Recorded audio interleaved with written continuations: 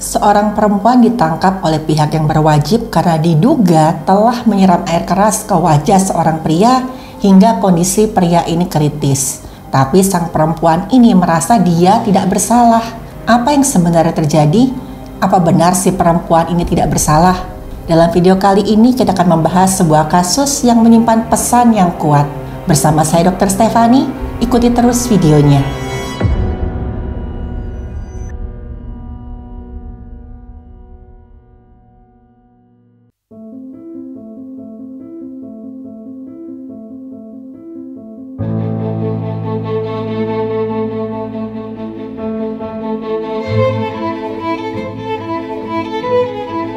Halo, saya Dr. Stefani. Saya seorang dokter spesialis forensik dan saya melihat apa yang tidak semua orang lihat. Cerita ini berawal dari sebuah komplek perumahan, di mana di situ hiduplah sepasang suami istri yang sebut saja namanya Juan dan Bella. Bagi orang-orang yang tahu Juan dan Bella itu melihat mereka ini seperti sepasang suami istri yang cukup unik, pasangan yang unik karena perbedaan usia keduanya ini cukup jauh.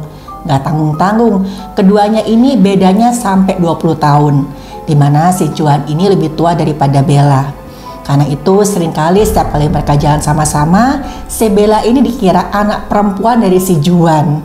Gak jarang juga ada yang iri dengan Juan karena kok bisa ya mendapatkan istri yang usia 20 tahun lebih muda, dimana si Bella ini udah pasti cantik dan juga masih segar wajahnya. Tapi meskipun demikian, mereka ini hidup dengan bahagia, sehari-hari akur dan gak pernah ada konflik yang berarti. Sampai suatu hari di mana si Juan ini pamit karena dia ada urusan keluar kota yang mengharuskan Juan ini menginap beberapa hari. Dan saat itu otomatis si Bella harus di rumah sendiri. Nah, sehari sebelumnya si Bella ini dengan penuh kesabaran, ketelitian, dia kemasilah semua keperluannya Juan. Dan pagi hari si Juan ini pun berangkat. Nah, saat ditinggal sendiri itu baru si Juan ini pergi beberapa jam, tiba-tiba aja si Bella ini yang sedang masak. Waktu itu dia mendengar ada ketukan di pintu. Saat itu Bella sendirian di rumah karena Juan sama Bella ini memang belum punya anak. Waktu Bella buka pintu rumahnya, dia ngelihat ada seorang laki-laki yang mukanya itu ya antara asing sama enggak di matanya Bella. Bella ragu-ragu nih, ini siapa ya? Pernah kenal nggak sih sama orang ini? Bella tanyalah, bapak ini siapa? Tapi saat itu si laki-laki parubaya ini tanpa menyebut nama, dia ngomong, saya temannya Juan. Ada nggak sih Juannya? Saya ada urusan penting nih, masalah utang piutang. Saya mau nunggu dia di dalam. Bella ini agak kaget loh. Perasaan tadi sebelum si Juan ini pergi, Juan nggak bilang ada teman yang mau datang ke rumah.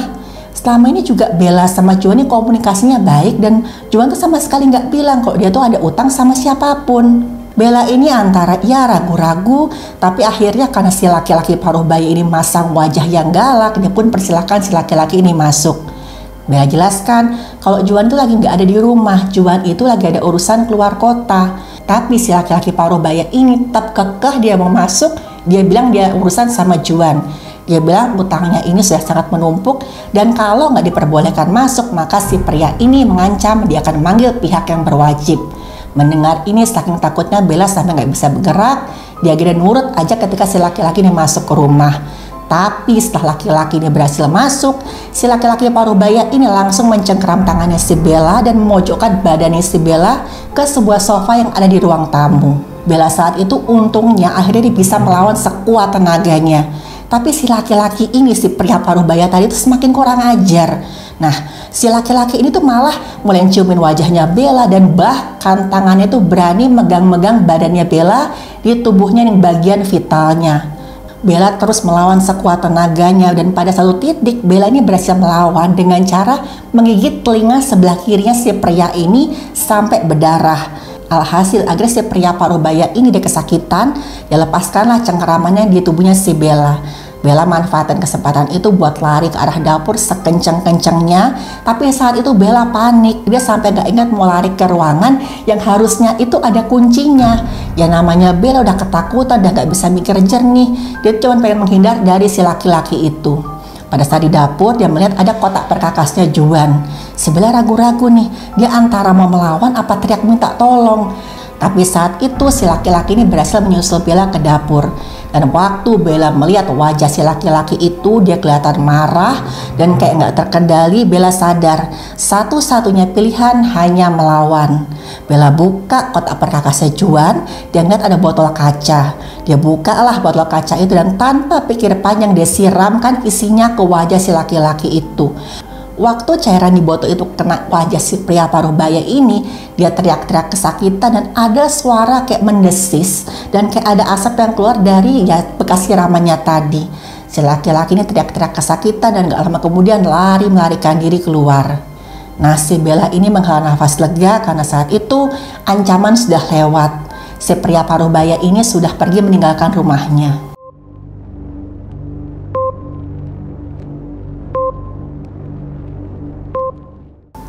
Air yang disiramkan Bella ke wajah si laki-laki itu adalah air keras, yaitu larutan yang bersifat asam kuat, yaitu asam klorida atau kita kenal dengan HCl.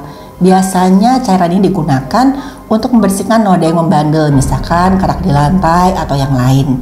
Tapi kalau terkena kulit, saking kuatnya cairan asam kuat ini sudah pasti akan menyebabkan kerusakan yang nggak main-main di kulit. Karena waktu bersentuhan dengan kulit maka akan terjadi ionisasi. Asam kuat ini, si HCl ini akan melepaskan ion hidrogennya. Jadi H sama Cl itu kepisah. Nah, H ini ion hidrogen akan menghancurkan struktur protein, lemak sampai DNA pada kulit. Makanya kerusakannya sudah pasti itu parah sekali. Begitu asam klorida ini kena ke kulit, struktur kulit akan berubah dengan cara proteinnya itu pertama-tama akan dihancurkan.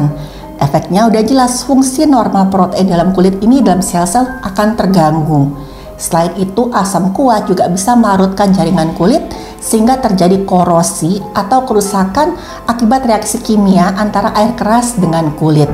Nah, ini yang akhirnya menyebabkan terjadinya luka bakar kimia pada kulit kalau tersentuh dengan air keras. Di dalam sel-sel kulit kita ini ada enzim yang namanya proteolitik. Di keadaan normal, sebenarnya enzim ini berfungsi untuk melindungi kulit. Antara lain, enzim ini memelihara struktur sel dengan cara menghancurkan protein yang tidak diperlukan atau protein yang sudah rusak. Selain itu, enzim proteolitik ini juga mengontrol aktivitas protein dalam sel supaya bisa sel-sel ini membelah dengan normal. Nah, selain itu enzim ini juga bisa menghancurkan komponen dari sel-sel yang sudah tua atau aus. Ketika terkena asam kuat, maka otomatis struktur sel akan terganggu. Enzim proteolitik ini akan keluar ke dalam sitoplasma atau cairan sel, dan di situ enzim proteolitik ini akan menghancurkan struktur sel yang lainnya. Otomatis yang namanya proses normal itu akan terganggu dan jadi kacau. Inilah yang kemudian terjadi pada wajah si laki-laki tadi. Ada luka akibat asam kuat menyebabkan kerusakan jaringan yang dalam dan juga luas. Nah, tapi sebenarnya kerusakan kulit akibat asam kuat itu jauh lebih baik daripada kerusakan pada basa kuat. Karena cara kerjanya asam kuat ini begitu kena kulit, dia akan cenderung menyebabkan penggumpalan atau koagulasi protein di sekitar jaringan yang sehat. Meskipun saat itu ada kerusakan, tapi sekitarnya itu jaringan mati itu akan membentuk semacam batas. Beda dengan basa kuat, kalau pada basa kuat tuh nggak akan terbentuk jaringan mati di sekitar daerah yang terkena cairan tadi. Otomatis nanti kerusakannya akan lebih luas dan juga akan lebih dalam. Nah, kalau terkena air keras, hal pertama yang harus kita lakukan adalah udah pasti pertolongan pertama cuci dengan air mengalir selama 15-20 menit. Tapi ingat, airnya juga harus air yang bersih sebisa mungkin ya, supaya nanti tidak terjadi infeksi lebih lanjut. Setelah itu misalkan air keras tadi sempat kena pakaian itu harus dilepas supaya nanti nggak nempel di kulit. Dan jangan sekali-sekali digosok daerah yang terkena karena nanti akan menyebabkan kerusakan yang lebih parah. Lagi rusak begitu, lagi hancur proteinnya, digosok kan otomatis nanti akan kulitnya semakin mengelupas. Nah, setelah itu barulah ditutup dengan kasa atau perban yang steril. Setelah ditutup dengan kasa atau perban steril, teman-teman harus segera cari fasilitas kesehatan terdekat. Begitu di sana, beritahu petugas medis jenis cairan apa yang mengenai kulit, apakah itu basa kuatkah atau asam kuatkah, supaya mereka tahu nih bagaimana cara penanganannya. Karena penanganan luka bakar kimia akibat asam sama basa itu beda. Misalkan asam kuat ini akan dikonter dengan basa lemah, demikian juga sebaliknya.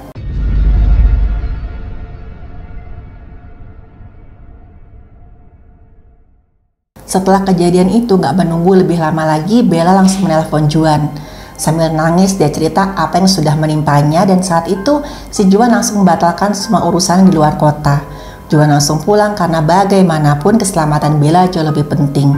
Juan sampai ke rumah, dia tanya ke Bella, ciri-cirinya seperti apa, kamu nggak apa-apa. Nah lagi si Juan nanya-nanya ke si Bella, tiba-tiba aja pintu rumah mereka diketuk. Dan waktu mereka buka, ada beberapa orang pihak berwajib yang datang mengenakan seragam. Juan dan Bella nanya, apa tujuan pihak yang berwajib ini datang ke rumah mereka? Dan jawaban dari pihak yang berwajib ini betul-betul bikin Juan dan Bella sangat kaget. Karena saat itu pihak yang berwajib dengan tegas menjelaskan kalau mereka itu mau menjemput Bella yang telah dilaporkan telah melakukan satu tindak kekerasan. Di mana saat itu si Bella ini ada resiko dia akan mendekam di rumah tahanan. Salah seorang pihak yang berwenang bilang kalau saat itu yang penting Bella datang ke kantor mereka. Karena waktu itu kasusnya katanya sih masih agak simpang siur, jadi si Bella ini diminta untuk memberikan keterangan. Tentu aja saat itu Juan mendampingi si Bella. Dengan pasrah, si Bella ini mengikutilah semua prosedur hukum yang berlaku. Waktu dimintai keterangan, Bella akhirnya tahu nih, kalau yang melaporkan dia ini adalah istri dari si pria paruh baya yang sudah bertindak nggak senonoh terhadap Bella. Terus kira-kira siapa sih pria paruh baya tersebut? Ternyata begitu Juan tahu siapa pria paruh baya itu, dia kenal sama si pria paruh baya ini. Pria paruh baya ini sebut saja namanya Pak Tino.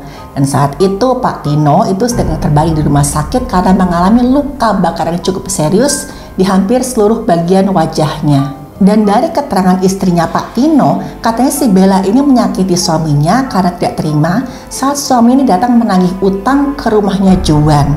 Nah saat ini si Juan juga keheran karena dia sama sekali nggak punya hutang sama Pak Tino. Dan waktu itu Bella dengan tegas menegaskan bagaimana kronologi kejadian yang sebenarnya. Bahwa saat itu Bella sekedar membela diri karena dia mau dilecehkan oleh si Pak Tino. Juan juga akhirnya membela si Bella, dia cerita, saya tuh sama sekali nggak punya hutang sama Pak Tino. Dan saya nggak tahu ada urusan apa tiba-tiba Pak Tino ini datang ke rumah saya. Dan selama proses hukum ini berlangsung, Bella ditanyain, juga istrinya Pak Tino diinterogasi dan segala macam, Juan selalu mendampingi Bella.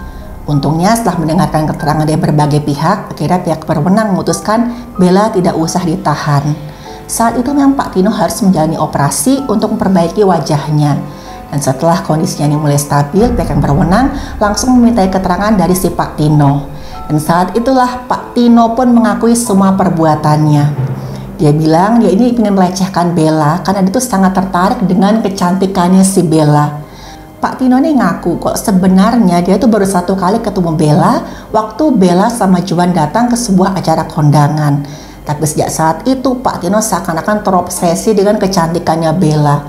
Pak Tino tuh merasa iri bukan main sama Juan, kok bisa ya laki-laki yang seumuran saya udah tua seperti ini, dia tuh bisa mendapatkan perempuan yang berusia 20 tahun lebih muda, udah cantik, masih segar, badannya bagus. Dan setelah itu Pak Tino tuh seakan-akan jadi stalker buat si Bella. Pak Tino memantau Bella dari akun media sosialnya si Bella. Beberapa kali Pak Tino ini juga mengambilin foto-fotonya Bella tanpa izin. Nah puncaknya waktu si Pak Tino ini tahu kalau Juan ini akan ada urusan keluar kota. Dia tahu dari mana? Ternyata Pak Tino tahu dari status media sosialnya Bella. Bella ini mengunggah aktivitasnya waktu tadi dia sedang mengemasi baju-bajunya Juan yang akan Juan bawa ke luar kota. Dan saat itulah Pak Tino merasa ada kesempatan nih untuk mendekati Bella di rumahnya.